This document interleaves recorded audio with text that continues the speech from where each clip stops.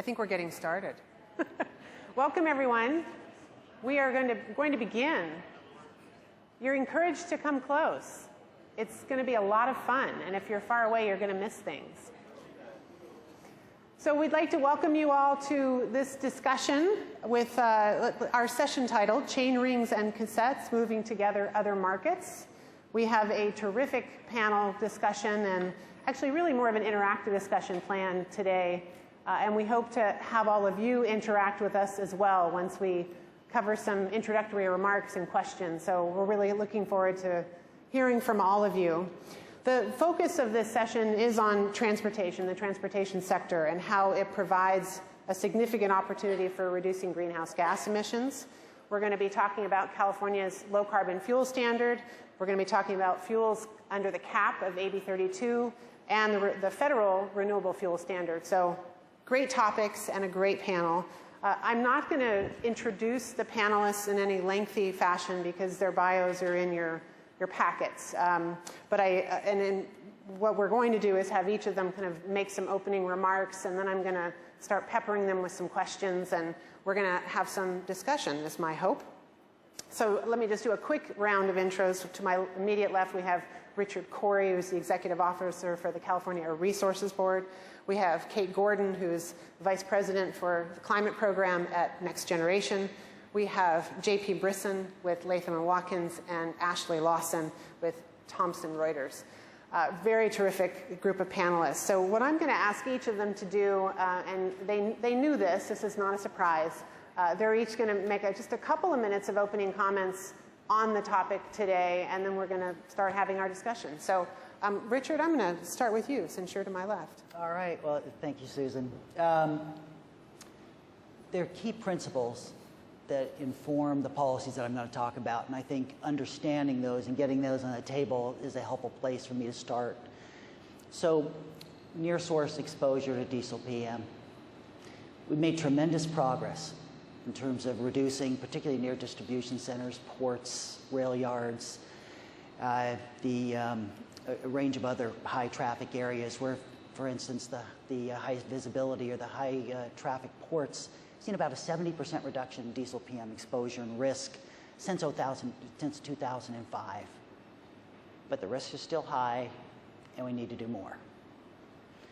NOx, particularly in the context of achieving healthy air quality standards, meeting our ozone standards.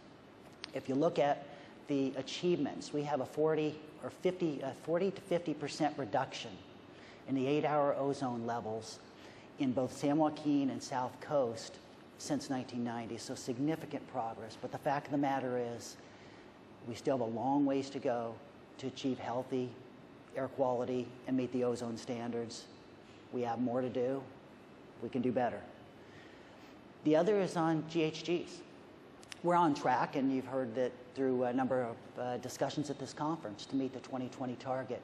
We have much more to do to meet a long-term target at 80% reduction below 1990 levels.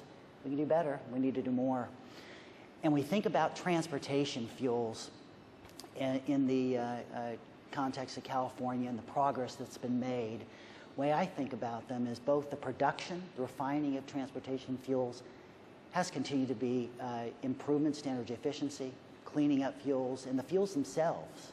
Thinking about the standard fuels, the traditional fuels in California, we have standards for low sulfur levels so they can work with the clean vehicles, for low olefinic content, low aromatics, RVP, T50, T90, low benzene levels, whole range of specifications for both gasoline and diesel to produce the cleanest fuels, and they have become progressively cleaner. But the fact is that transportation fuels still represent 40% of our GHG emissions, 80% of our NOx emissions, and 90% of our diesel PM emissions. We can do better. We're going to need to do better. And as we think about the strategies, the policies going forward, there was a reason I just didn't call out GHGs. And that's because these policies are complementary. The policies that ultimately are leading to reductions in precursors to ozone, reductions in diesel PM, are also generally policies that are moving us forward to reduce GHG emissions and thinking about those policies and how they work together is key. And to get to these long-term targets, because ultimately you need to know where you need to get to. You need to know the target. It's going to require reductions in consumption. We're already seeing that. Cleaner technologies and cleaner fuels, and ultimately much cleaner fuels. Low Carbon Fuel Standard plays a key role in complementing cap and trade and the range of other policies in terms of reducing consumption to send a signal to value low carbon intensity fuels, the cleanest fuels possible. We believe it's going to be a key policy in terms of continuing to play a role in moving us forward, but it's not the only policy.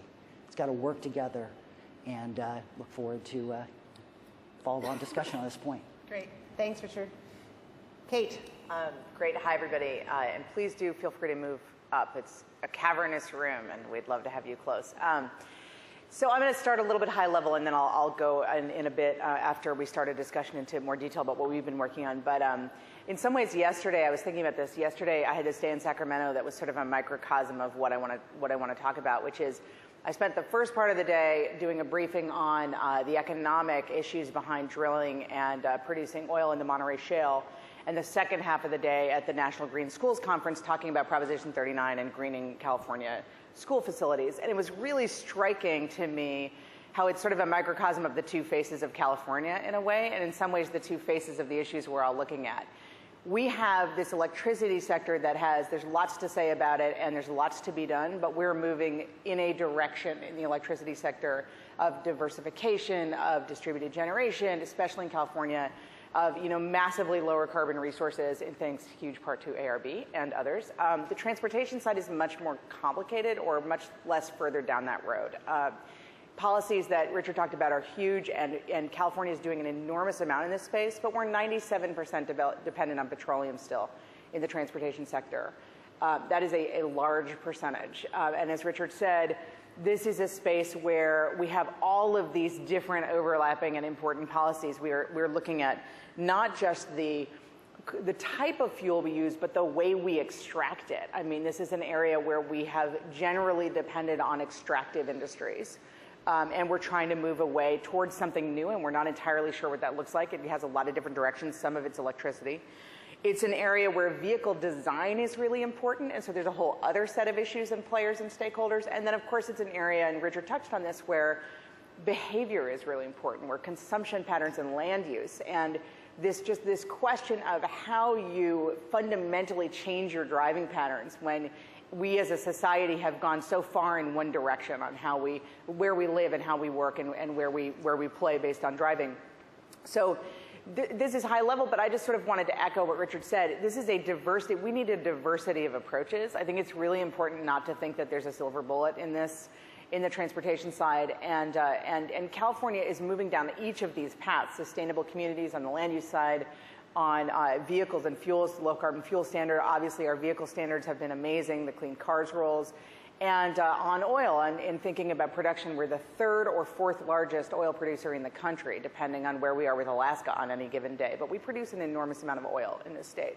So how we kind of move along those three lines simultaneously, and while also, and I'll just add a fourth complicating piece, one thing that I'll talk more about this, but I've been really focused lately on transportation issues, particularly among really car-dependent, low-income parts of the state.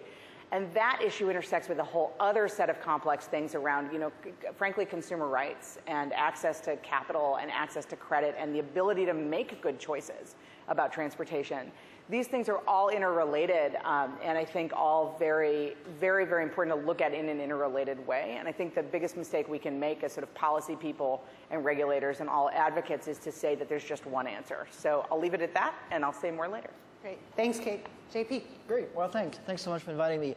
I think being the East Coaster, you've asked me to cover the RFS, and I think the world of fuel regulation is a tale of two worlds, actually. LCFS in California and RFS, at the federal level. And these two programs, even though they intend to achieve the same goal, actually work quite differently and have performed quite differently. And I think it needs to be clarified how they differ. So I have a couple of slides to explain one very significant issue that has happened at the federal level. But basically, the RFS, which is the Renewable Fuel Standard, which is the federal legislation covering fuels, is I don't know if I can call it a dinosaur of legislation. But in a lot of respect, it just looked that way. And it's running into an issue that we call the blend wall. And to understand what is a blend wall, you need to understand three things. First of all, the fact that in the U.S. Most vehicle manufacturer warranty will be voided if the content of ethanol goes beyond 10%. Okay, there are some vehicles that have been designed to work differently, but as a general matter, that's the rule. The second thing is that the RFS was designed with a very specific approach, and that differs from the LCFS. The RFS imposes a quantitative mandate that requires refiners to blend a certain quantity of biofuels annually. Okay, so just to be clear, it is a mandate, it is a number, it is not a percentage, and that's important because I'm going to describe what the blend wall is on the next slide, and you will see how that plays out. But basically what happened is when the RFS was adopted in 2007, as all of us remember, we were in a period of economic expansion. The red line here, I don't know why it's not green, but, well, it could be blue. But anyway, the red line is the 2007 projection of gasoline consumption. It was meant to go up. People thought that, trees grew to the sky. But in practice, the blue line shows what happened, yeah? So economic recession, combined with efficiencies in fuel efficiency improvements. So the program was designed on the basic of a economic projection regarding the fuel consumption, which ended up being totally wrong. So the next slide actually shows what happened in practice. What you have in the second column, the first column in white and gray, is basically the mandate under the 2007 RFS. And as I said, it is a number, quantitative number, which the refiners as a whole are required to blend every year. And as you can see, that numbers goes up every year because the purpose behind the program was to essentially push the production of ethanol by requiring the producer, the blenders, and the refiners to do that. Now, on the right is actually what happened in reality. So the U.S. gasoline sales in 2008 were about 138 billion. And again, the projection were for those sales to go up. But in fact, they've remained stagnant originally, and they've decreased over time. So when you look at the blend wall, you need to consider the column in the middle, which is, the practical limitation, after which, if you blend more ethanol, you will end up voiding the manufacturer's warranty on a consumer's car. And what you can see here is if you take 10% of the annual gasoline sales in the U.S., you end up with a number which is approximately the same, around 13 billion, 14 billion gallons per year. And what you can see from this table is that starting in 2013, the mandate exceeds what is physically and practically possible to blend in the fleet of U.S. vehicle. And that's the blend wall. And that's what industry has been trying to discuss with EPA and various constituencies in Washington, D.C., that this program needs to be changed. It needs to be fixed because structurally it was designed assuming a number of parameters that are simply not true and accurate anymore. And EPA, for the first time this year, has agreed to respond to that by proposing some waivers that will change the ethanol mandate. But this waiver, even if it is adopted, will be temporary in nature, will have to be renewed. So I think in the long run, this program needs to be reformed. The next slide very quickly will show you what happened to the prices of the RINs, which are Renewable Identification Number, which are produced under the RFS. And you can see some very significant volatility in this market. And actually, this slide does not give justice to the level of volatility. You basically had products that were trading at 10, 15 cents that went up to $1.50 essentially overnight. And in any commodity, if you have a volatility of a multiple of 10, this is significant. It's like having the barrel of oil going up, 10 times within a couple of months. I mean, so this price fluctuation is very significant. It demonstrates the difficulty that industry is having complying with the RFS, and I think it makes a very strong point that the program needs to be amended. Thanks, JP. We're going to come back and talk more about this. Let's go to Ashley next for her opening comments, and then we're going to start talking amongst ourselves. Yeah, great, thanks. So at Thomson Reuters Point Carbon, we are a research firm, and what we make a living doing is thinking about cap and trade programs. That program in California, most of our history is in the EU ETS, and all of the markets that are developing around the world. What's going to happen in California starting next year is a grand experiment that no one has run before, when combustion fuels, transportation fuels mostly, are covered by a cap and trade program. It's never been done anywhere, right? Typically, historically, when governments have chosen to implement a price on fuels, they do it via a carbon tax. So I think it's going to be interesting to watch what happens as this experiment plays out in the California cap and trade program in particular, and there are a lot of outstanding questions. Is this going to change the dynamics at the auction when all of a sudden you have some very large emitters with very large compliance obligations who are buying those allowances? Is it going to change the dynamics on the secondary market when those same players are looking for allowances? And I know JP yesterday talked a lot about holding limits and other details of the program that are in particular going to limit the activity of those fuel distributors.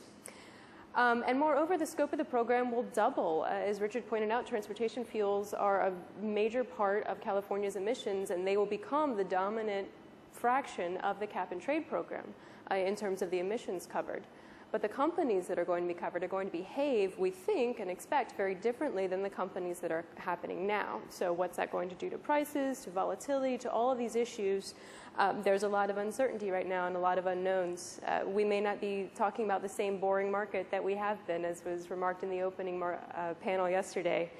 This could be a very different scene for the cap and trade program starting next year. Great. Thanks, Ashley. I suspect that, Richard, I'm not sure you would agree that it's a boring market. I mean, this is a big chunk of how you spend your time. And in fact, we're lucky we even have you here with us today, because we all know how busy you are.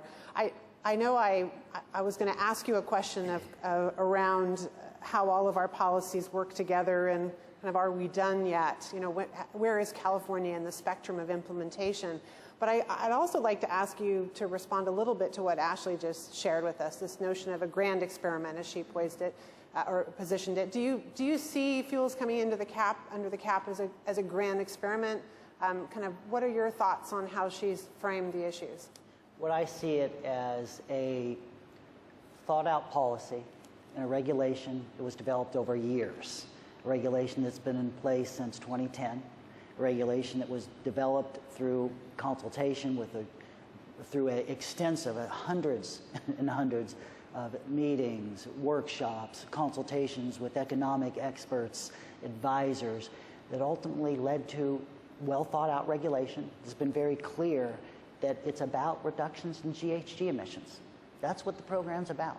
It's about meeting a target, and it's about clarity, and it's about laying out what the specific requirements are. The regulation does that. So the fact that fuels come under the cap, there's no surprise there. That's been how it's been laid out from the beginning. In fact, I would argue that already, by virtue of the way the auctions are structured, there's been purchases of advance allowances. Some 2015, all 10% in 2016. We're seeing 2017 purchases as well. And I would argue that they're being purchased on the expectation that those fuels come in under the cap. Do we need to continue to monitor and carefully implement this program? Absolutely, we do.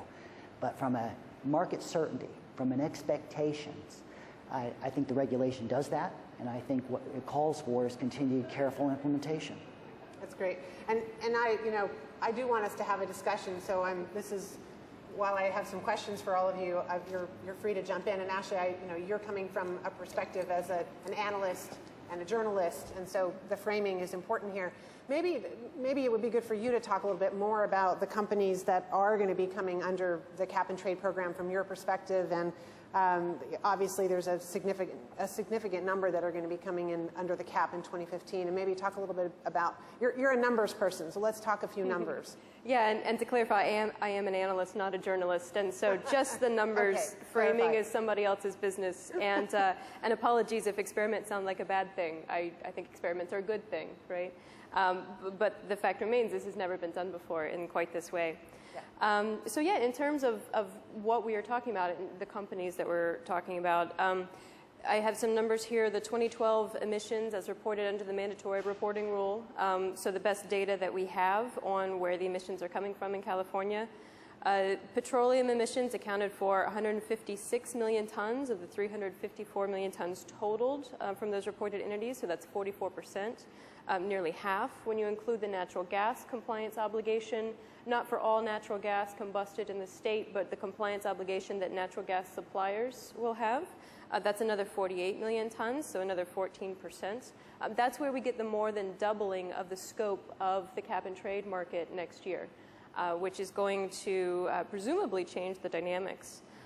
The other thing to think about is the profile of the companies, these oil and gas companies who will start to be covered. Some of them are covered right now, particularly those large oil companies that run refineries in the state, right? So that's an important thing to remember, and maybe I can get back to that later. But in terms of the companies that will all be included next year, we've done some analysis looking at the total holding companies, so not just the facilities that report emissions, but who are the companies operating those, who are the parent companies of those, and the parent companies of those, and so on and so forth. Oil and gas companies in California, 59 companies are going to face a compliance obligation as of next year, some of them now. That's 26% of the total companies that have a compliance obligation. 44% of the emissions, more than that if you include the gas, 26% of the companies. Right. So what we think that means in terms of market dynamics is that this year, last year and this year, you've had a number of companies with relatively small compliance obligations, PG&E, SCE, LADWP aside, right?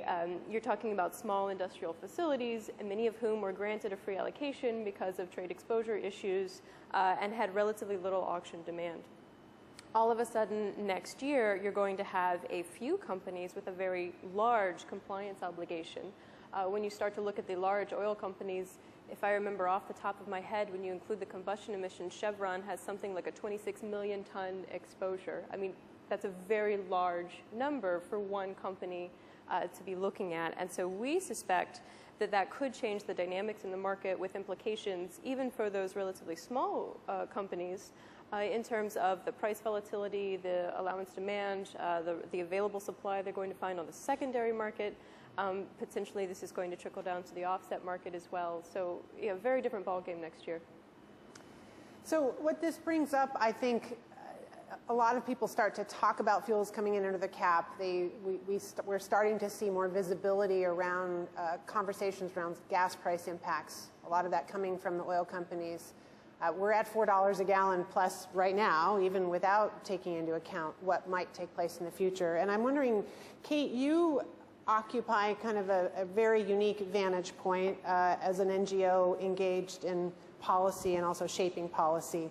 And you've been focused on kind of a different side of this equation, which is getting people out of their dirty cars and starting to look at not just the clean vehicle side of the house, but really retirement and replacement of older vehicles. So I'm wondering, maybe you could talk about this a bit from that perspective, maybe share some of the research data that you have that you've come up with lately. Sure, I'd be happy to. Thanks, Susan. I wanted to note that I think that the fact that it's a boring market is a good thing. We want it to be a boring market. Let's keep it a boring market. I think it's great that we every time there's an auction, we're like, oh, nothing happened. They sold these things. So I think it's good. But you know, one of the things, as Susan mentioned, and we all know, the debate, the sort of public political debate around fuels coming under the cap has been focusing on and will continue to focus on gas prices. It's a great talking point for folks who don't want regulation. And so the work we've done at Next Generation has been in large part to think about how to stop having that conversation and focus instead on how people can use less gas. I mean, instead of talking about exactly how much people are paying at the pump, talking about gas decisions at the dealership or at the point of sale at the lot. Because ultimately, the talking point that the Western States Petroleum Association is using about fuels under the cap is what? That it'll raise gas prices by 12 cents a gallon. Well, we've seen the 12 cents number in a couple places. And 12 cents a gallon is, we are in an era, as I just heard an oil industry person say recently, like $20 is over. We're in the $100 era here. So I think what we need to do is refocus on just using less. And so to that point, we kind of looked at the landscape in California and looked at what other groups were doing and the great work ARB's been doing and said, there's a lot of focus in this state on electric vehicles, and we are hugely supportive of electric vehicles. There's a lot of focus in the state on public transit. We are totally supportive of public transit. What there was not a lot of focus on was an interesting area, which is these older vehicles that are on the road in California. For those who are not from here, we have a unique problem, which comes out of a unique advantage. We have really nice weather, and it means our cars stay on the road for a really long time. They don't rust out particularly so quickly. So we have numbers actually from ARB showing that about 15% of our vehicles on the road in California are creating more than 50% of the smog from vehicles in California. That's about between 2 and 3.5 million cars are creating more than 50% of the smog from vehicles. And the reason I know 2 to 3.5 million, especially for a numbers person, sounds like a giant range. It is a giant range. The reason it's hard to be specific about that is that unregistered vehicles are very hard to track. And when people fail a smog test in California, they don't get their registration renewed.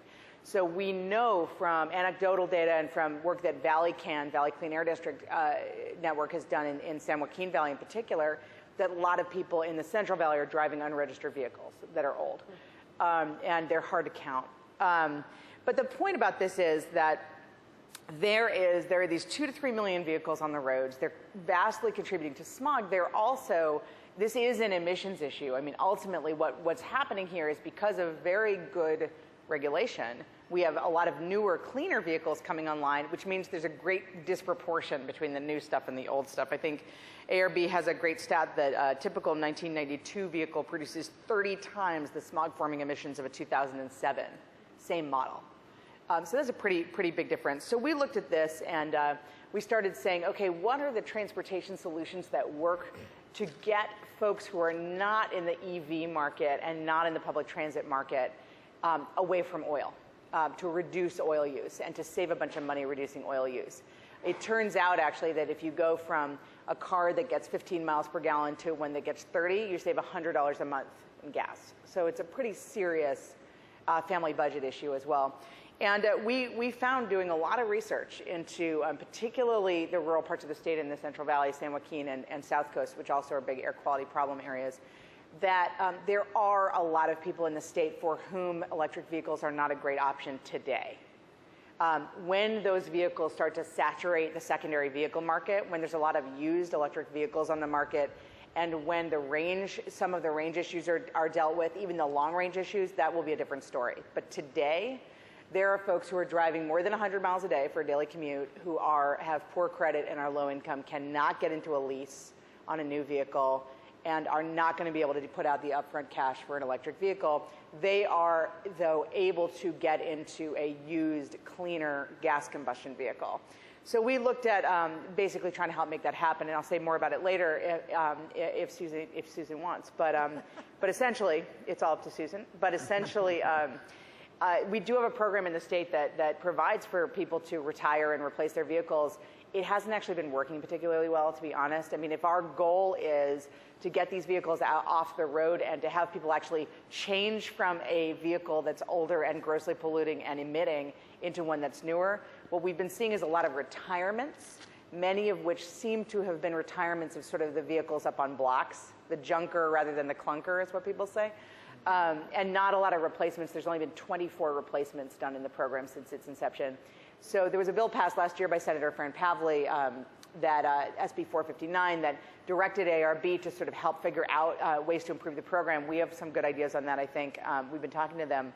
But essentially the point that we continue to make is that and I think it's kind of echoing what I said before, solutions have to work for people from where they start today, right? So it's not helpful to go into some parts of the Central Valley and say, why aren't you driving an electric car? I mean, it's just not why aren't you taking the bus? When somebody was telling me the other day that some of those bus systems in the valley between cities only run once a day. I mean, you're going to the doctor and it's taking you 3.5 hours by bus to a place that's, maybe less than 100 miles away. It's just not an option for a lot of parts of the state. This is a very large state with a lot of rural areas and a lot of overlap between low income and rural. So we really wanted to say, how can we think about vehicle retirement and replacement as part of our climate strategy in the state and not sort of put it off in a low income strategy, air quality strategy box, but really put it into this larger conversation about moving our vehicles, our fuels, and our sort of consumption patterns to a different place in California. I'll stop there. I can almost say more later. That's great, Kate, and thanks for thinking that it's all up to me. That's nice. I actually kind of want it to be up to all of you, but we're going to life in general. Yeah, right. We're going to talk solutions. I want to hear more about solutions later. I want to go to JP next and talk a little bit about.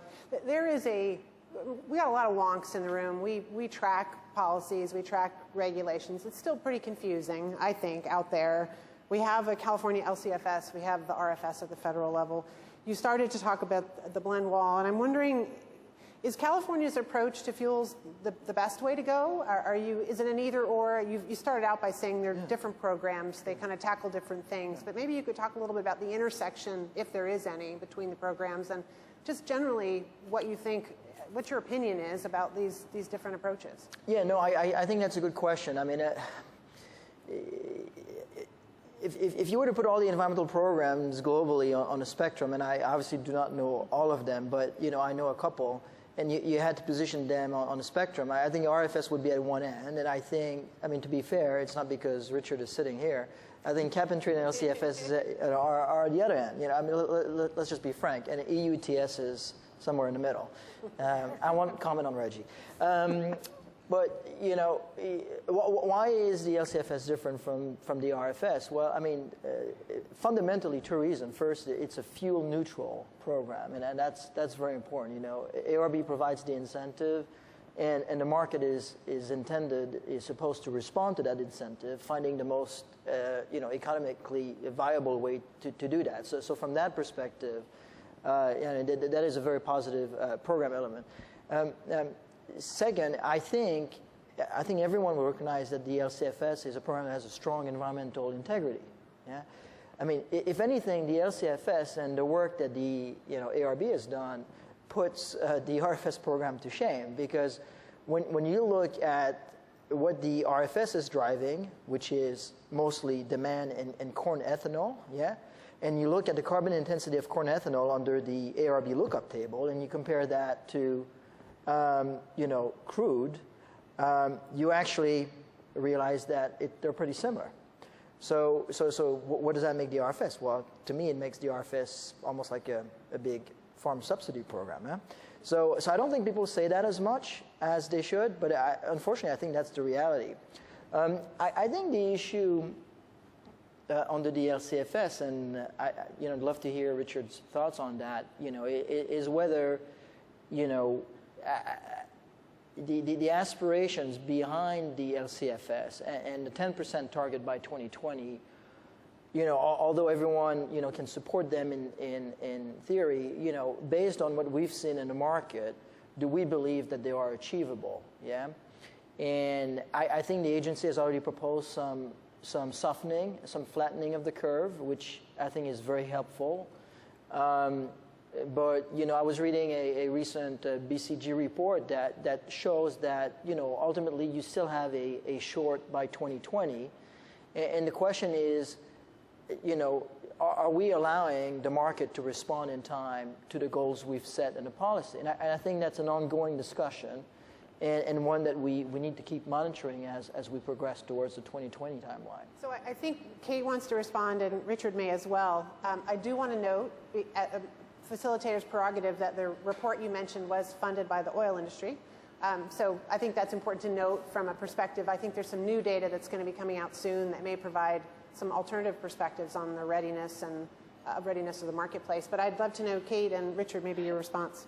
Yeah, I mean, I was actually around running an organization called the Apollo Alliance, which doesn't exist anymore, but when the RFS was happening. And I just always think it's important to remember the completely changed political context and economic context we're in from RFS to LCFS. The RFS was fundamentally a domestic fuel program. What the point was of the RFS was to say, we are importing all of our fuel. We have this ability to grow a bunch of stuff here that could create an alternative fuel. Let's try to replace imported fuel with domestic fuel. And it was a very kind of energy security conversation in Washington at the time.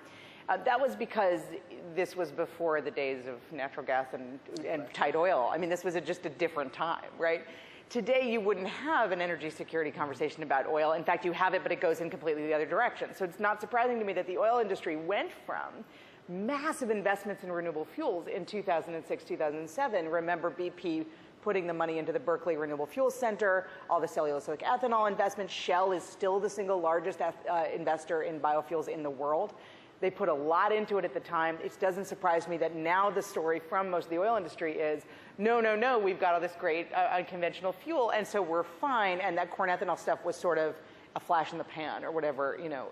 So I think you have to contrast that with the LCFS, which is a low carbon fuel program. I mean, it's intended to be an environmental program, and I think the questions about timing are really good questions, and I really would love to hear Richard's answer to them. But I do think that sometimes when we talk about these policy choices, that we have to remember in the transportation space that the entire country fundamentally changed with the discovery of unconventional domestic oil and gas, and that the whole discussion has changed because of that, and that we have to recognize that and not just sort of think it was just some sort of side issue. So that's my little soapbox on it. Do you want to jump in? Of course. I thought you might. These are all good comments. I'm going to key off of a point where I started, and then I want to talk a little bit about where we are with the low carbon fuel standard because I think it's relevant. The comments that I started with were the importance that the transportation fuel sector plays and the importance that it plays with respect to our longer term targets. And both on criteria pollutant side, ozone standards, and meeting healthy ozone standards, as well as the GHG standards, recognizing that traditional fuels, I'm going to say gasoline, diesel, under any scenario, they're going to be with us a very long time. So recognizing what incentives can be put in place to actually clean those fuels up progressively cleaner while consumption continues to reduce, and the policies in place to encourage and incentivize ever cleaner fuels, and ultimately the fuels that are going to be necessary to meet those standards, to meet the ozone standards, to meet the GHG targets. So if I back out of that and say, okay, how does the low carbon fuel standard fit into that overall context? And what was its fundamental point? And I think Kate was on point in terms of it's a GHG reduction strategy, no doubt about that. It's a life cycle strategy, and it's a carbon accounting. And the foundation of this regulation is to account for the carbon intensity of the fuel. And that means its production, its indirect effects. And if you look at the basic structure and then say, well, is it sending that signal? Is the market valuing that low carbon intensity signal that the program is sending? Well, what I do is I look at what's happening. So we have had, the 2010 was a reporting year. We've had a reduction in carbon intensity since that period. So in 2011, 12, 13. Now, by design, the reduction in carbon intensity was modest. It's modest at this point. In fact, we're held at 1% right now while we're curing a CEQA lawsuit. The last 3 years is where the second 5% of the carbon intensity comes due, 2018, 19, and 2020. And if we look today, what's generating the credits? In fact, let me back out one more point because I think it's relevant here. We originally worked on the regulation, 08, 09, adopted. There was an expectation of cellulosic ethanol. There was an expectation of drop in gasoline. I don't think anyone would have anticipated the significant developments on renewable diesel. We have significant volumes, 200 million gallons last year, renewable diesel coming into the state. substantial improvements in development of biodiesel that's continued to increase. I don't think anyone would anticipate the CNG boom and the whole economics, how it's changing on the heavy-duty side and from a fuel cost perspective. And we're also seeing actually lower CI ethanol than some folks would have anticipated. And electricity is very small from a credit standpoint, but the market's valuing it. It is valuing it, and it's generating credits under this program. So the value of the program, it didn't pick winners. We're not going to get that right. We're not going to pick winners. What we do is have a program that signals and values low carbon intensity, recognizing what we anticipated, what many folks anticipated, didn't play out.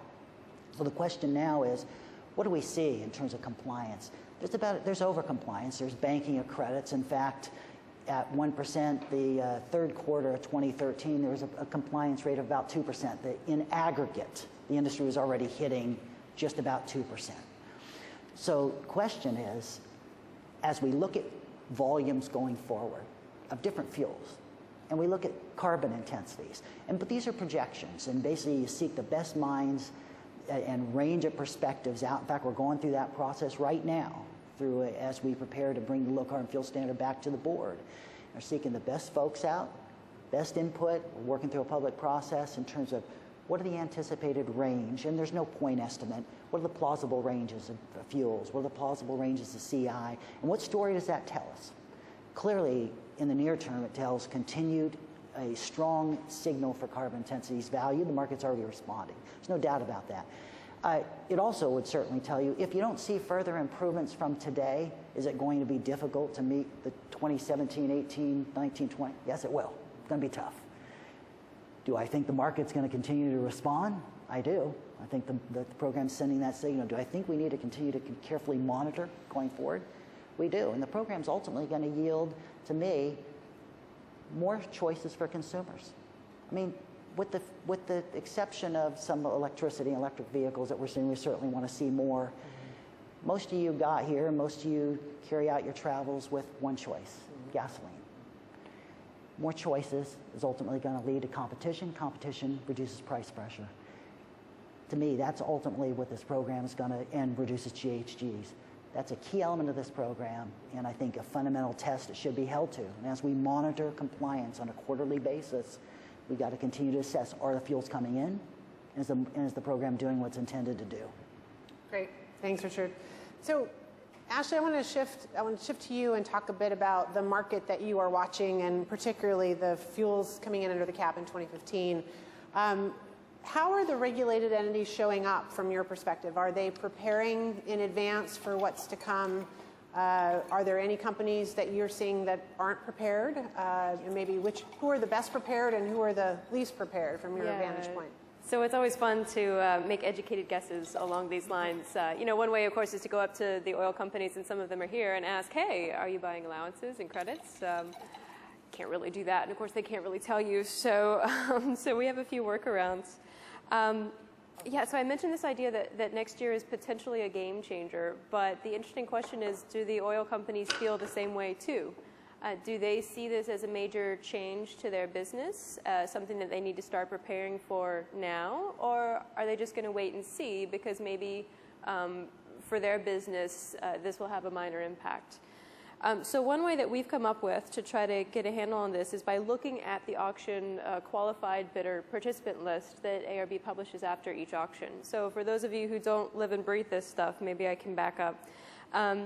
At each of the quarterly auctions, and there have been 6 so far, there have been auctions for what's called current vintage allowances and future vintage allowance.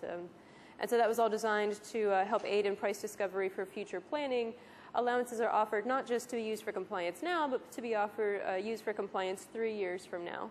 And that corresponds with the 3-year compliance period set up in the cap and trade program. So we have current and future vintage. We also, if we think about the oil and gas companies, have a sort of current compliance obligation. So those refiners that I mentioned that have what we would say are direct emissions, so emissions that they're emitting just from their industrial process, versus a future compliance. So this is the compliance obligations that the oil companies are taking on for you and me when we drive our cars and burn our gasoline. So instead of us having to pay the state for that, the oil companies are doing it for us. most companies have a compliance obligation both today and tomorrow, but not all. Some have a compliance obligation just today because oil producers are a good example. They're out in the fields using energy and emitting carbon to pull this stuff out of the ground, and then that's it. And then some have a compliance obligation just tomorrow. So these are the fuel distributors. They're not producing, they're not refining. They buy it from somebody else who's done all of that, and then they sell it to you and me at the gas stations. And to other large consumers elsewhere. So if we look at those and look at this qualified bidder list from the auction, that qualified bidder list does not tell us, for very valid reasons, does not tell us who has actually bought an allowance. It only tells us that they went through all of the paperwork and steps they needed to take to be eligible to buy an allowance. It also doesn't tell us if they were interested in those current vintage allowances that they can use for compliance today, or the future vintage allowances that they can be used for compliance tomorrow. But with those caveats, we can nonetheless look at those oil companies with compliance obligation today and tomorrow and see whether or not they're participating in the auctions, assuming that being a qualified bidder, because it's a little difficult to do that, you're not going to become a qualified bidder unless you really want some allowances.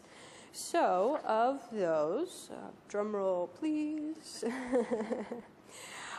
we have counted up 24 oil companies that have a compliance obligation starting today. Of those, 17 have been listed as qualified bidders. So that's something like 70% of the oil companies that face an obligation for their emissions today have gone to the primary market, to the auctions, to do that. Now, you might think 70% sounds like that's most everybody. You might think 70% sounds like, wow, that's 30% who haven't done anything, and they've got a surrender coming up in 6 months. What's going on there, right? And of course, like I said, this is a bit nuanced, and it's hard to say. But I would contend that 70% is actually indicative of most companies taking early steps to prepare for their compliance obligation, because there are other means of acquiring these allowances through the secondary market and whatnot. Offsets may be sufficient to cover the compliance obligation that some of these companies have, accounting for the free allocation that they've been given. So I would generally say that companies today, oil companies today, are preparing for today. Now, what about for tomorrow? Is that what they're preparing for? I have counted up 9 compliance companies in the oil and gas sector who are not covered until 2015, and of those, 2 have been listed as qualified bidders. So that's small numbers, but works out to something like 20% of oil companies preparing for an obligation that doesn't hit them until tomorrow. And I think 20% to most people sounds like a small number, right? Generally, oil companies don't appear to be doing much to prepare themselves for that very large compliance obligation that happens next year. Now, we can talk, and maybe there are some interesting thoughts out there too about why that would be.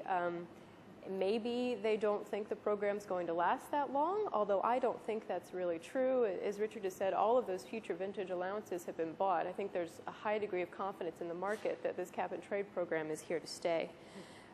Maybe they're going to the secondary market to acquire those allowances. You know, instead of actually shelling out cash at an auction today, they're going to buy a futures contract and start to hedge their positions for later.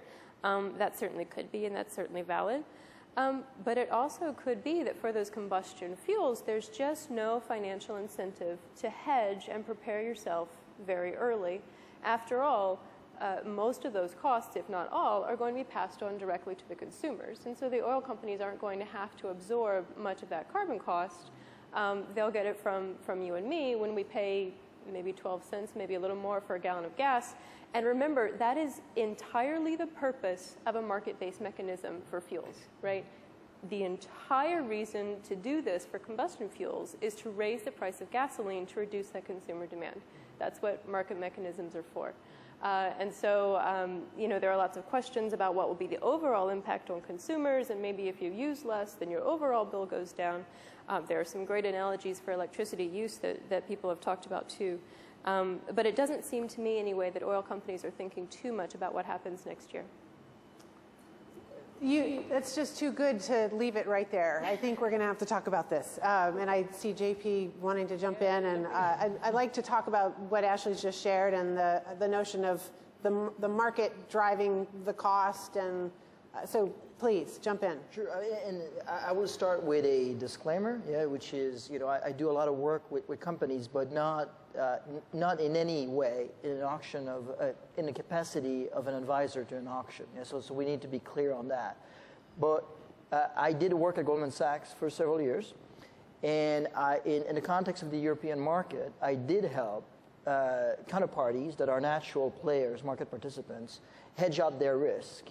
And what I can share with you, and I don't see why it would be different for the California market, is that you really may have two types of, well, you probably have more than two types, but for oversimplification purposes, you may have two types of companies out there. You may have some oil companies that, for example, have very sophisticated trading operation and see this market as an opportunity to conduct market making activities, which are important for the market for all the reasons we've discussed previously. So those companies may be out there, for example, purchasing not only to cover their future compliance obligation, but also because maybe they think that they can resell those products to other market participants that may need them. And I will tell you that from my experience working in these markets, there are other companies that will simply say, look, we actually have a lot of needs for our capital. We are doing exploration here. We're doing this infrastructure project there.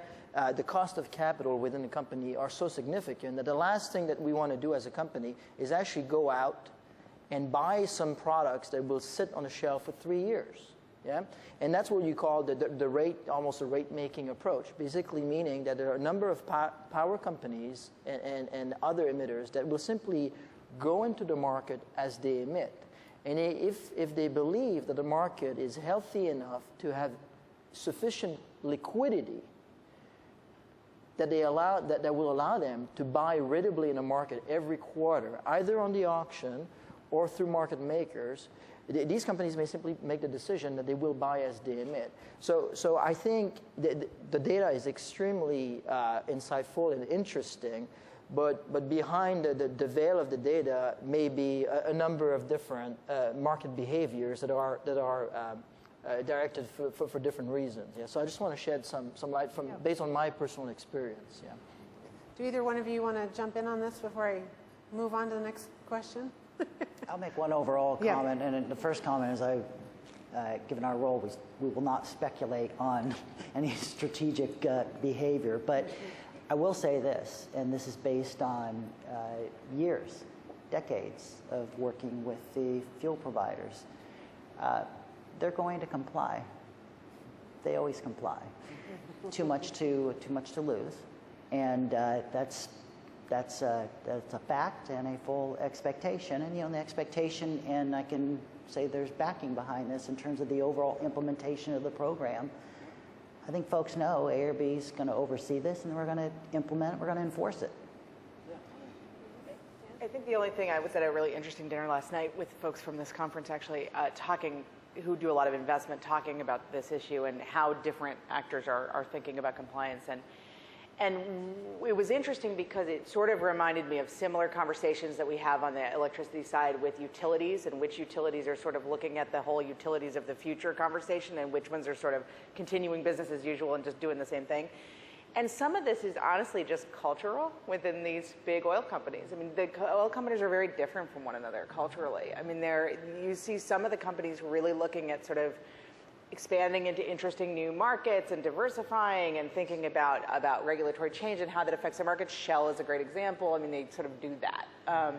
You see other companies, I think Chevron is sort of in the middle actually, but like ConocoPhillips or something that are very old, like it's a pretty old guard group of people running the company. They're pretty set on their strategy, a little slower to come around to new models. Chevron kind of falling in the middle somewhere, doing interesting oil and gas stuff overseas or natural gas stuff overseas, pretty resistant here. It's just interesting. So to the extent, and this was being echoed last night, and in the smaller companies, the one fear that someone was saying to me last night is that some of the smaller companies just don't seem like they're particularly well educated on what it's going to mean to be part of the market, and that's something that a lot of people are trying to do something about. But I do think some of it's just going to be pushed. I mean, I think Richard's, got to be right because he knows all, that they comply. But the only other thing, Susan, I'll say, is because I always have to do the macroeconomic thing, is that the thing about prices going up, the downside of the prices going up point, of course, is that the higher the prices are for oil,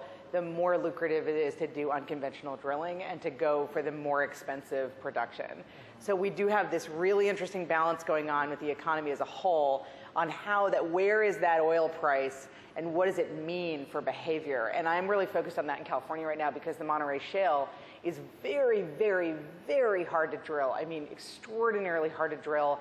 A lot of companies are actually pulling out. Oxy just pulled out a lot of its drilling operations in Monterey because it's, there's a lot of earthquakes. It's hard to get through the rock. It's hard. You can't do normal fracking. You can't even do, horizontal drilling. You have to do acid injection, which is as bad as it sounds. But it's also really expensive. I mean, it's not just you put the environmental stuff aside. It's really expensive. And so the question is, the Bakken Shale didn't become economic to drill until oil was comfortably at $60 a barrel and would always be above that. And so the question to me is what happens when the prices go up?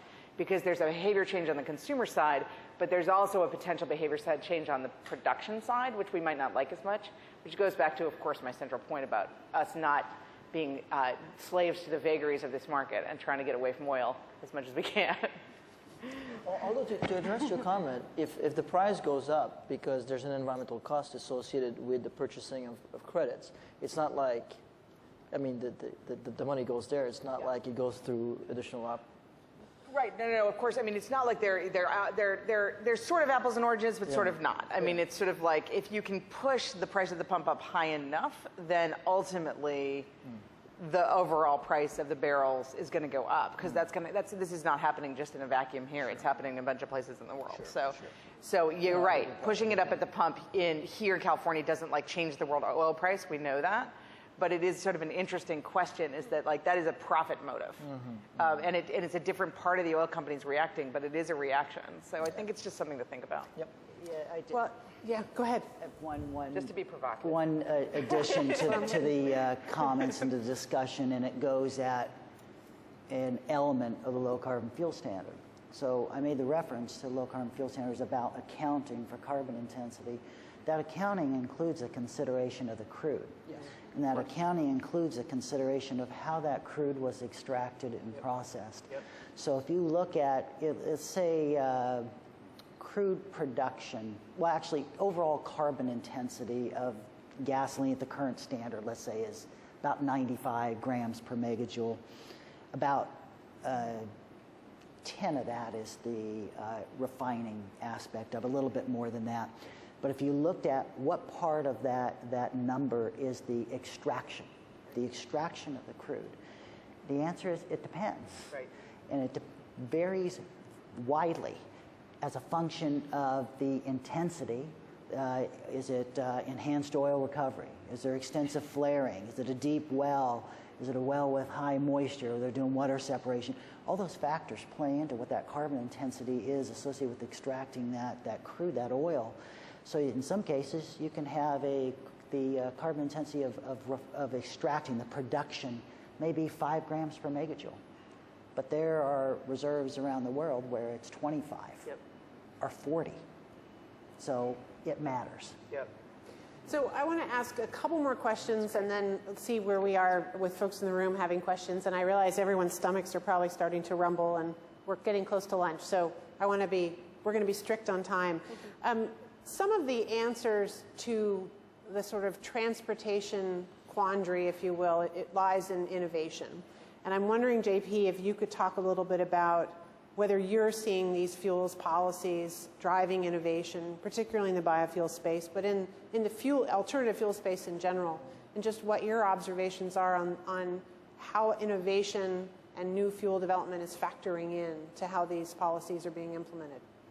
Well, it's a good question. I don't have an answer. Is the answer, but my firm does a lot of work in the clean tech space, and for example, June 5 and 6, we are having a conference in New York. Anyone who wants to come, please let me know. I will invite some folks from ARB actually, where we're going to focus on small technology, a lot in the biofuel space, but also in other sectors. And the question is, have these policies driven innovation? I think to a certain extent they have.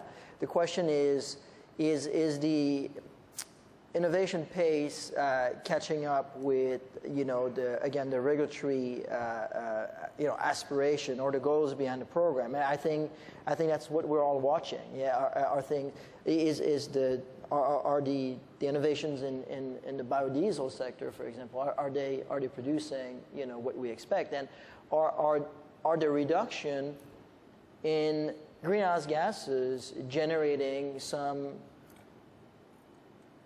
positive economic impact in our economy, or are we just importing sugarcane ethanol from Brazil? Which it may have some environmental benefits, but other than that, what's the point of putting all of that ethanol on a ship and bringing it to California?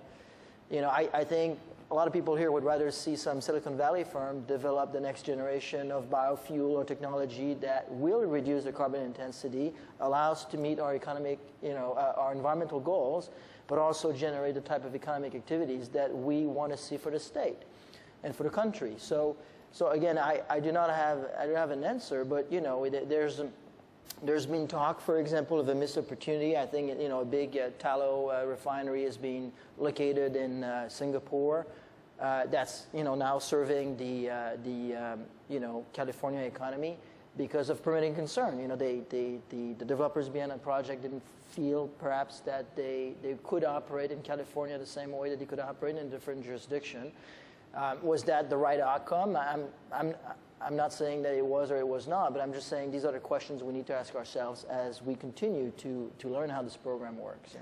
So, Richard, I'm curious what your reaction is. I mean, I happen to spend a lot of my time hanging out with alternative fuel providers, and they tell a slightly different story than the one JP just shared. And that's possibly, they have self-interest, obviously. They want their companies to succeed, and they are working to site facilities and expand biodiesel and other alternative fuels. But do you have some thoughts as well on this? Sure. In the first, and this is just one indicator, there are many, but 40% of the biofuel venture capital is flowing to California. 40% of the North American. Very significant numbers.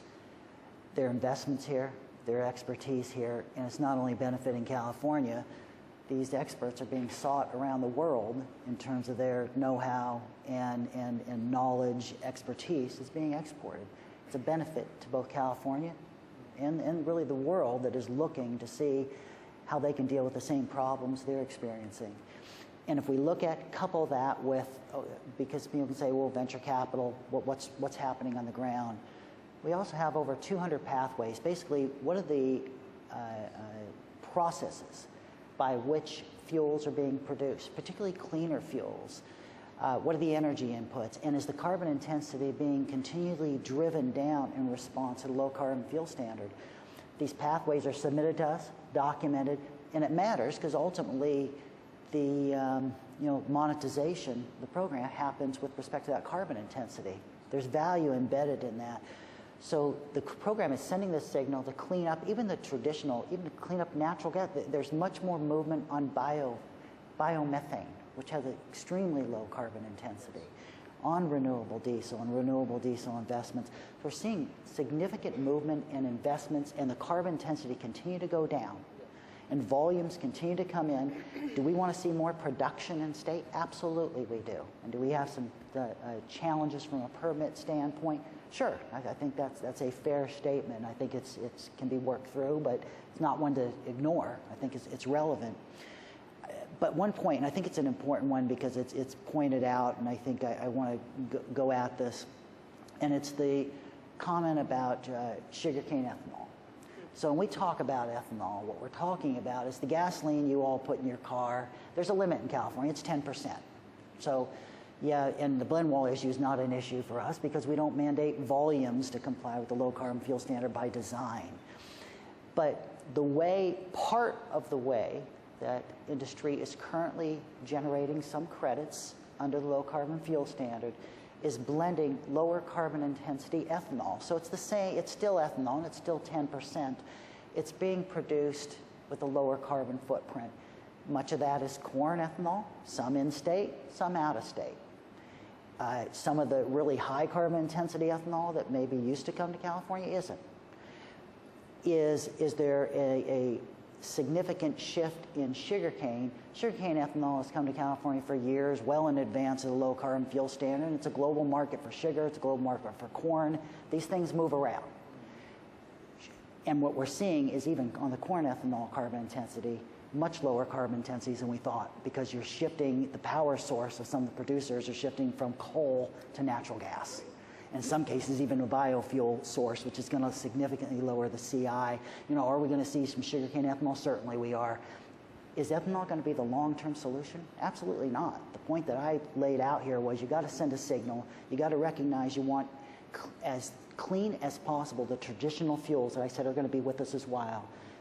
You need to reduce the consumption of those fuels, but you need a strong signal for what really is going to be necessary for the long-term target, which is going to include today, we would say that's going to include electricity, hydrogen, biomethane, ultra-clean CNG, and we'll probably be surprised by some other developments. I mean, I have to say that the speed at which the agency has been reviewing the application for new fuel pathways has been, really remarkable.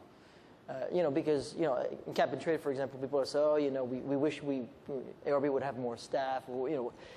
I think in the context of LCFS, you guys have a very well-run machine, and I think you've been reviewing and approving those as they come in, and I think from the perspective of the industry, it's been very well appreciated, definitely.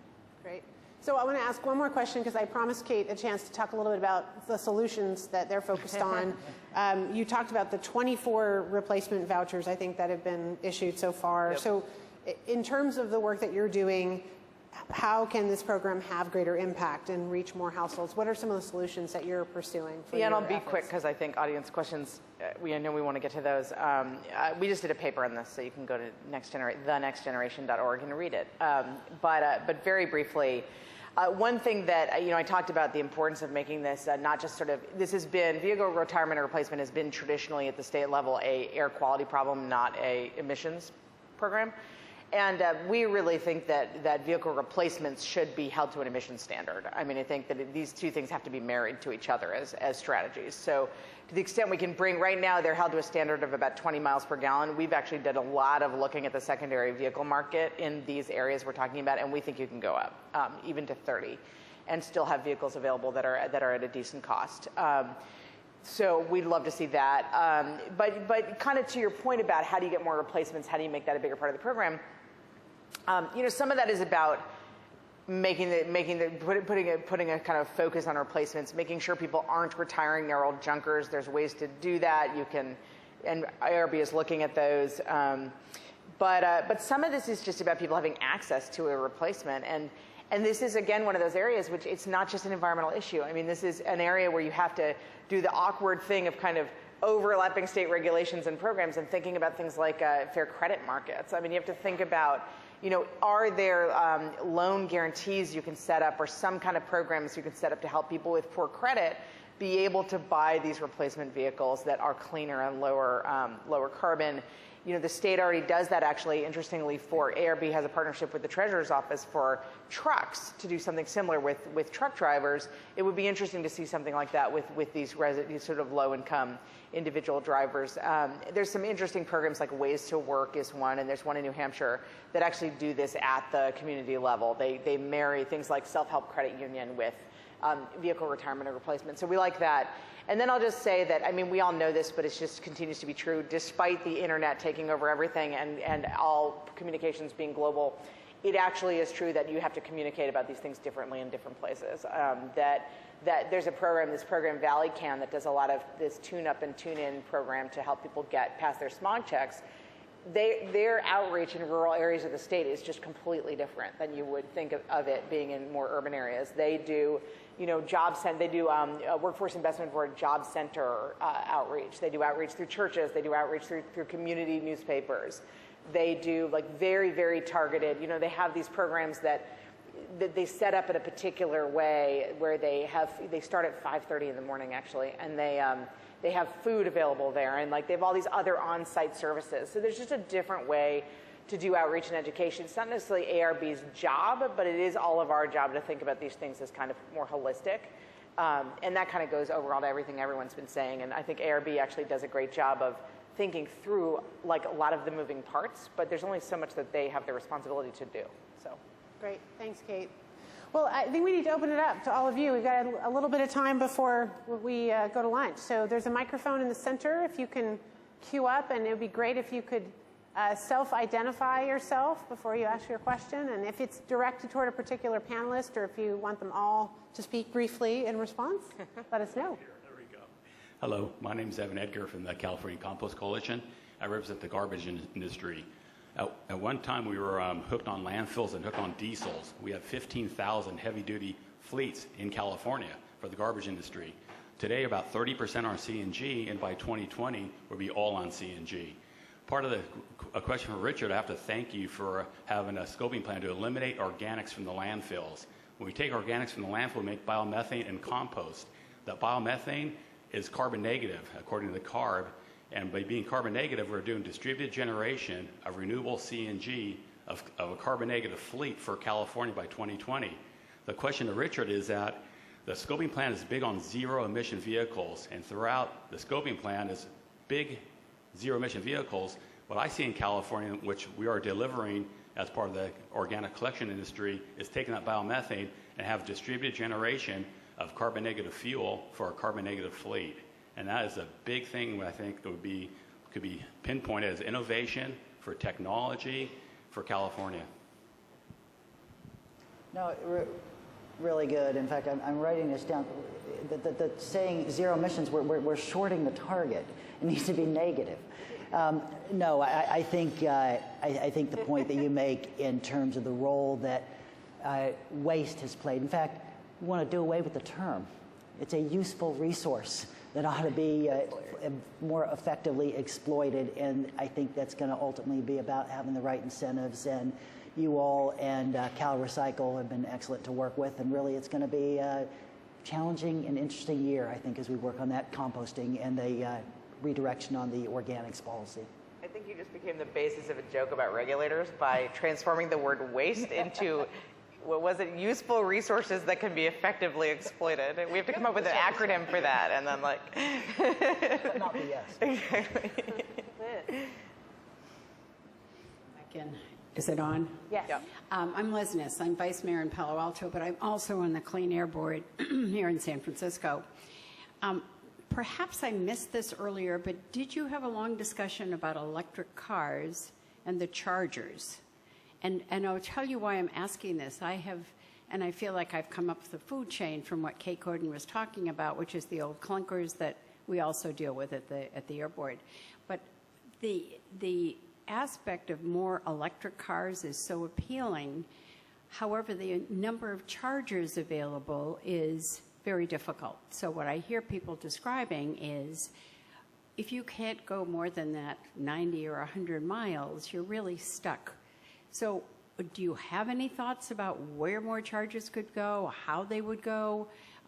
It's almost, there are fewer gas stations now where I live, so you often have to drive 2 or 3 miles to get to a gas station, and Susan, I think, would agree with that. But to get an electric charger is a whole different thing. Should all gas stations be required to have chargers? I mean, what ideas do you have? Few comments, and then Kate may want to add to this. And I'm going to make an overall quick observation because it's very timely, and that is that the CVRP, the Clean Vehicle Rebate Program, which basically incentivizes the purchase of electric vehicles, $2,500 per vehicle, been a significant success. In fact, we have a loaded listserv that should go out today that recognizes the need to put additional funding through the remainder of this fiscal year to take those applications basically that are continuing to come in. The burn rate has been substantial under that program. In fact, to the point that the governor's 14-15 budget includes $200 million for clean transportation, a large share of that which is going to be directed at continue to support the CVRP program and recognizing that really we're at a key stage in terms of the deployment, use, purchase of electric vehicles. And with respect to the charging station question, we're seeing a few things. One, there have been a number of chargers that have been put in, a number of companies are putting it in. There's incentives under the California Energy Commission for a range of stations. There has been work in terms of trying to focus on where do you put those stations strategically, what is the best place. They have continued funding to do that.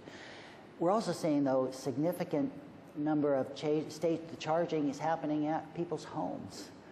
There's incentives in many cases to have the stage 2 chargers, and depending on the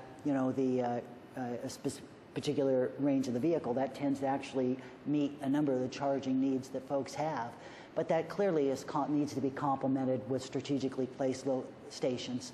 And work's been done by us, CEC, and others, not only for the stations that have been put in, but looking where strategically do you put those stations in along travel fares and so on. And we're also seeing a number of the vehicles, the range is continuing to extend. I mean, we're really excited with the auto show this last few months, both in California, LA, and Detroit, in terms of the number of vehicles, electric vehicles, pure electric vehicles that are being introduced and the extended range of those vehicles. Yeah, I'll just say something very briefly, which is it's my lot in life for some reason to only go after problems that are sort of tricky and difficult. And one of the reasons I didn't talk a lot about electric vehicles is because there are such great progress going on with electric vehicles in the state. So it's too easy. I'm just kidding. There's just a lot of people working on it who are really good. There's a whole campaign called Charge Ahead California that is devoted to this issue. One place where it intersects with what I talked about is that the CVRP program, there's a proposal on the table right now to allow stacking of that program with vehicle retirement or replacement. So you could essentially retire a vehicle and then get the joint voucher of replacement stacked with the voucher for electric vehicles, which is great because it starts to get to this kind of access issue. And on the charging piece, some of that, as you guys know, is a local permitting issue or a condo permitting issue. I would say I think it's incumbent on everyone to push the utilities to get involved in this space. I mean, utilities actually have two reasons to want to do charging stations, public charging stations. They're good branding. I mean, it's a good expansion of their business. But also, as we know from Fukushima, electric vehicles are great backup generators in the event of a disaster. And so the utilities are actually thinking more and more about electric vehicles as part of their sort of storage theory for the future. And I think that that's interesting, and we should be pushing on that. And Liz, just to add on, maybe there is a plug-in electric vehicle collaborative that could be a good source for you and for Palo Alto. I think about how many years we spent thinking about how to find parking in Palo Alto. Now it's about finding charging stations, right? It is a challenge all over, and I think there are some good resources out there. Are there more questions? Looks like we've got another one. Yes, Tim Tutt from SMUD, and with respect to the electric vehicle infrastructure, I'll just say that SMUD has just installed a fast charger outside of our headquarters along Highway 50 that's open to the public 24/7. What am I saying? We use some AB 32 allowance revenue to pay for that project, and we're going to be doing some others. But I had a different question, and that is about the uncertainty of LCFS prices. And Richard, I know you guys are considering kind of a price collar perspective there, but there's also a bill in the legislature that would involve the state having kind of a market-making activity or action to take some of that long-term uncertainty out of the prices and spur more investment in some of these from some of these innovative companies. I wondered if you could talk about that. Sure. So Tim, you could ask me this before this discussion here on the side there, Tim. You're right. In terms of the amendments that we're working on the low carbon fuel standard, we are looking at a price containment element. And I want to couch this with respect to certainty. One of the reasons, and although if you think about the implementation of the program, and with the caveat that we're still relatively early on, I would characterize it as a significant success. If I measure the standard by, is the regulation sending a signal that is being valued by the market in terms of reduced carbon intensity? Is the underlying science of the analysis robust? And I would say it wins on both of those counts. We've weathered the storm through a series of lawsuits. Now, the caveat here is lawsuits often are never done, they're appealed. So we have one that is being appealed at the Supreme Court, but we've vigorously responded to those lawsuits, and we're going to continue to. And we have a pretty good track record of doing that and responding to these things. That clearly has cast some uncertainty from the overall program standpoint. But as we're thinking about the program, as I'm thinking about the program, we had a very clear signal both in the scoping plan. We see the low carbon fuel standard as not only a strategy or a policy for reaching the 2020 target called for under AB 32, but a post-2020 strategy. I see it ultimately reaching deeper than 10%, and that's a really important effort. And I think the market needs that signal, and I think that's going to support the investments. In terms of the price element, we certainly have seen, papers that have various analyses from a price impact standpoint that, we have a number of comments on the legitimacy of them. We just don't see the gloom and doom scenarios as being valid. But the cap and trade regulation has a containment reserve, and thinking about that feature, might we provide that certainty, thinking about that I ultimately think including some sort of price containment feature within the regulation, building it in, actually, one, it undercuts some of the arguments. Two, it provides some confidence. And three, I think it's going to be helpful with respect to potential partners that are talking with us and others that are exploring low carbon fuel standard measures that are strategies or regulations their own. Washington's clearly looking at the program. Oregon is as well as other organizations. And they'll get pushed back in terms of the price issue. So it's something we're carefully looking at, and I don't comment on legislation. So there you go. We have one more question. Time for one more.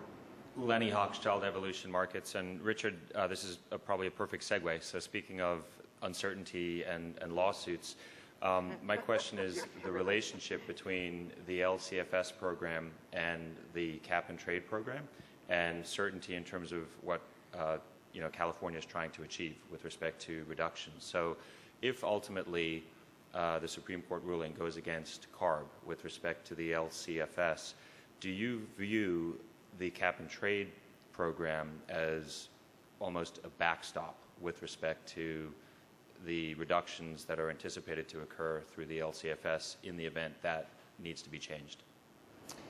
I see the low carbon fuel standard as a complement to cap and trade, not one or the other.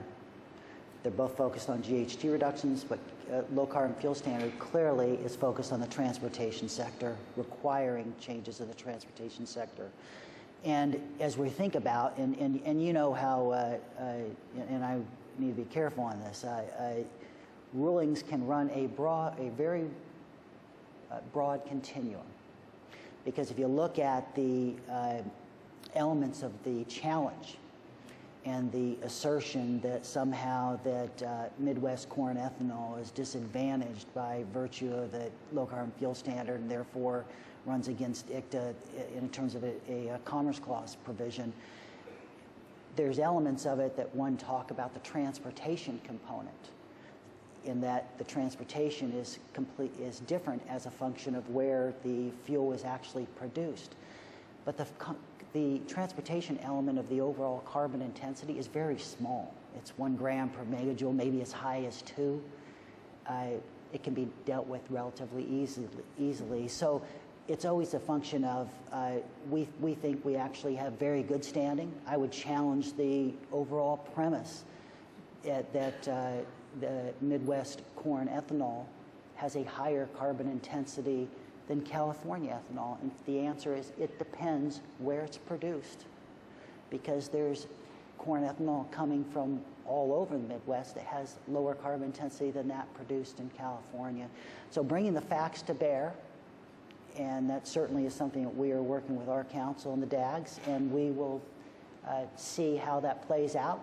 We'll respond as vigorously as I'm saying we are, and then have to see with the ruling, and then we deal with it at that point. but I see those policies as complementary. Okay, fair enough. Thank you. And just on a quick personal note, the burn rate on the rebate program is about 1,000 cars a day. It's been going down by really $250,000 a day. Thanks, Lenny. Great question and great discussion. I'm going to take a page out of Gary Giroux's handbook, and in our final seconds, ask each of you to talk about what you're personally doing on transportation, just how you in your personal lives have addressed the transportation issue, whether it's transit or driving a clean car. I lease a Volt, so I didn't buy it, I leased it. I know technology is changing fast, so I think in 3 years I'm going to want something new. So I'm always looking for the charger, although I don't need to have the charger. What about you, Richard? Well, I'm going to go broader than just transportation. So since '07, I drive a Yaris. I love my little Yaris. It's a great car. At home, all LEDs, whole house fan. And then my wife has yelled at me about this, but I took all the grass out. It's all drip irrigation. And then I have two little ones at home. My son's 23, my daughter's 21. I have to yell at to turn lights off, which is my most difficult challenge. So. Right. And you were in the military at one point, is that right? No, I just look at it like it. Okay.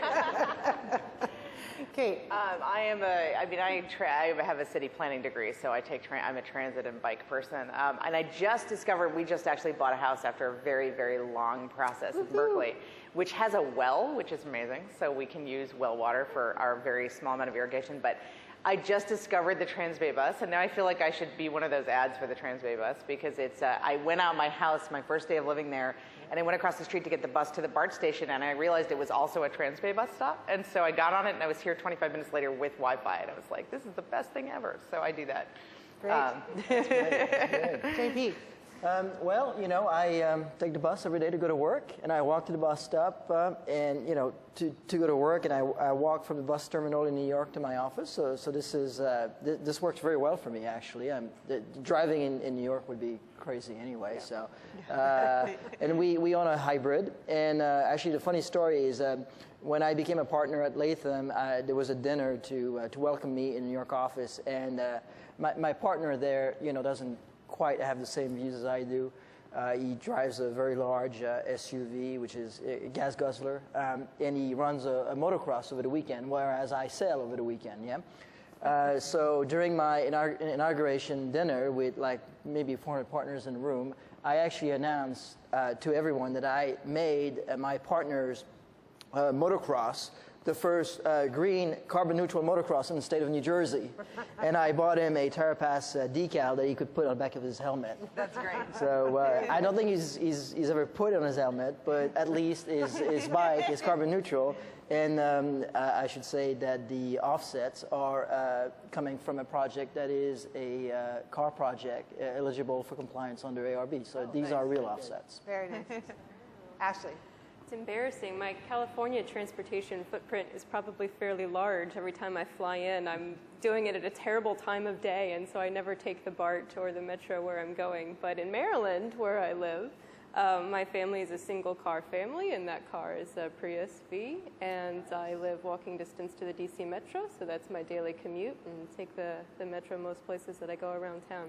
So my apologies to California, but I'm doing my part in Maryland, I'll have to say. I think that's... At least you acknowledged flying. The rest of us didn't even talk about how much we fly. So. My point in wrapping this up was really that we have a terrific group of people here who do walk the walk and talk the talk, and I want to thank Richard, Kate, JP, and Ashley for a great conversation today, and all of you for hanging in there. All this talk about corn, it's time to go eat lunch. Thanks all of you for joining us. Have a great rest of the day.